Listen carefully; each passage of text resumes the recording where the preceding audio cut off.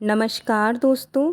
आज की हमारी कथा है महाराजा दिलीप की गो भक्ति और गुरु भक्ति। आइए चलते हैं कथा की ओर। अयोध्या के चक्रवर्ती सम्राट महाराज दिलीप के कोई संतान नहीं थी। एक बार वो अपनी पत्नी के साथ गुरु वशिष्ठ जी के आश्रम में गए और पुत्र पाने के लिए महर्षि से प्रार्थना की। महर्षि वशिष्ठ जी ने ध्यान करके राजा के पुत्र नहीं होने का कारण जान लिया और बोले, महाराज, आप देवराज इंद्र से जब मिलकर स्वर्ग से पृथ्वी पर आ रहे थे, तब आपने रास्ते में खड़ी कामधेनु गाय को प्रणाम नहीं किया।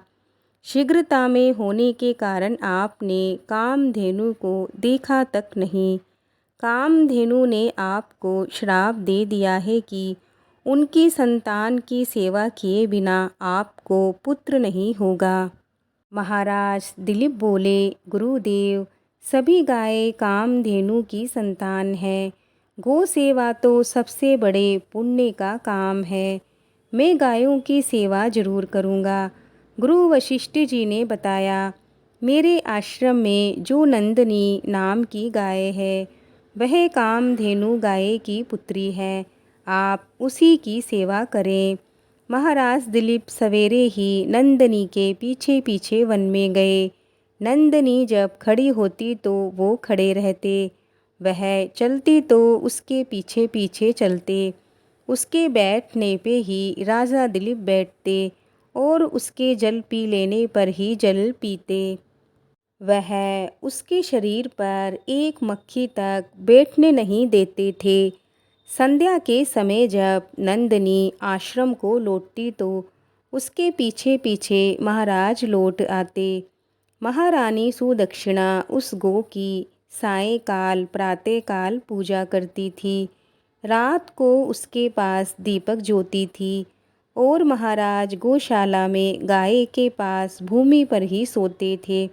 इस प्रकार 1 महीने तक महाराज दिलीप ने बड़े परिश्रम और सावधानी से नंदनी गाय की सेवा की। जिस दिन महाराज को गौ सेवा करते 1 महीना पूरा हो रहा था, उसी दिन वन में महाराज कुछ सुंदर पुष्पों को देखने लगे और इतने में ही नंदनी आगे चली गई। 2-4 क्षण में ही उस गाय के डकराने की बड़ी करुण ध्वनि सुनाई पड़ी। महाराज जब दौड़कर वहां पहुंचे तो देखते हैं कि एक झरने के पास एक बड़ा भारी सिंह उस सुंदर गाय को दबाए बैठा है।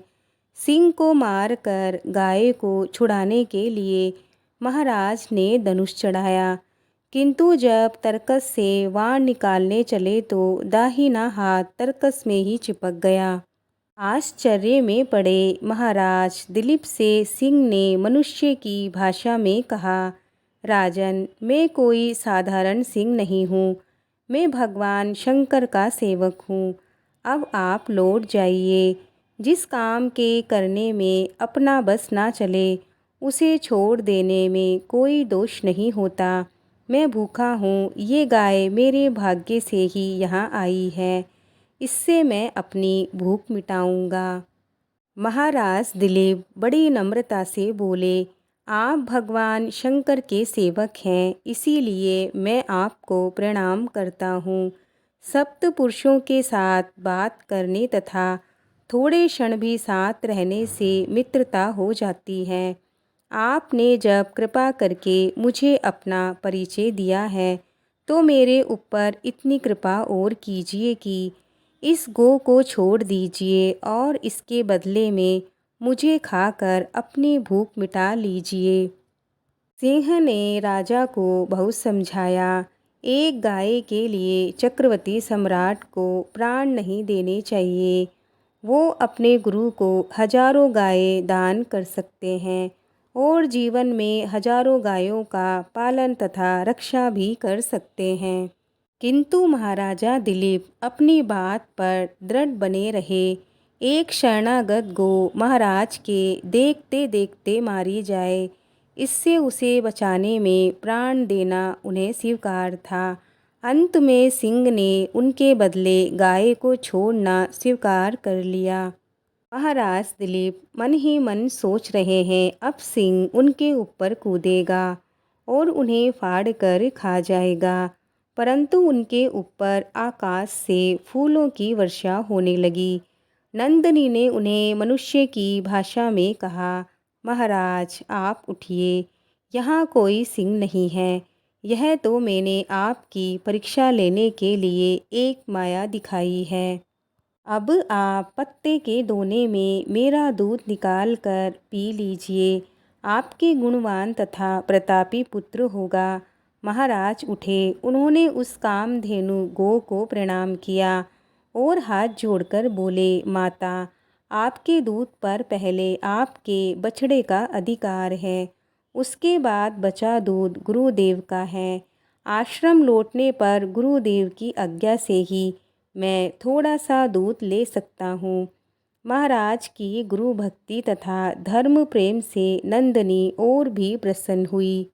शाम को आश्रम लौटने पर महर्षि वशिष्ठ जी की आज्ञा से महाराज ने नंदिनी का थोड़ा सा दूध पिया। समय आने पर महाराज दिलीप के परम प्रतापी पुत्र हुआ। दोस्तों, ये कथा यहीं पूर्ण होती है। आपको आज की कथा कैसी लगी हमें लाइक कमेंट करके ज़रूर बताएं। कमेंट में जय श्री कृष्णा जय गौ माता की ज़रूर लिखें। मिलते हैं और एक नई कथा के साथ। जय श्री कृष्णा जय श्री राधे।